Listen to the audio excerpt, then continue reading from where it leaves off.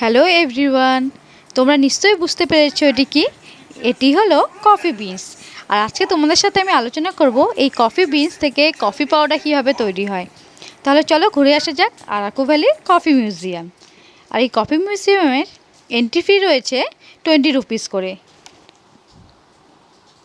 ওই যে দূরে চেরির মতো ফল দেখা যাচ্ছে, তোমরা কিন্তু ভেবো না এটাকে চেরি গাছ, এটা কিন্তু চেরি গাছ না, এটি হলো কফি গাছ।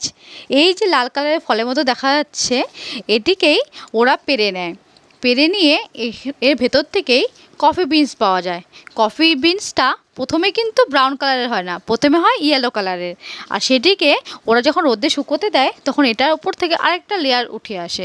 লেয়ারটা উঠানোর পরে ওরা এটাকে রোস্ট করে। রোস্ট করার পরে সেই কফি বিনস পাওয়া যায়, যেটি আমি তোমাদের ফার্স্টেই দেখালাম। আর এই কফি বিনস তারপর গ্রাইন্ড করে আমরা পেয়ে যাই কফি পাউডার। আর এখানে শুধু পিওর কফি পাবে তাই কিন্তু না, সাথে পাবে নানান রকমের চকলেট। আর ওই যে দূরে ঘরটি দেখা যাচ্ছে, সেখানে কিন্তু কফি বিনস থেকে কফি পাউডার তৈরি করা হচ্ছে, সাথে বিভিন্ন রকমের চকলেটও। আর তোমরা এখানে কফি বিনসও নিতে পারবে। আর এখন চলো আমরা ঘুরে আসি কফি মিউজিয়াম। আর এই কফি মিউজিয়ামে দেখানো হয়েছে বিভিন্ন জাতির মানুষ বিভিন্ন সময় কীভাবে কফি ব্যবহার করেছে তারই 3D মডেল। আর এই মডেলগুলো দেখে তোমাদের কিন্তু মনে হবে একদম সত্যিকারেরই বোধ হয় কেউ বসে আছে, কিন্তু অ্যাকচুয়ালি কিন্তু না, এটা 3D মডেল।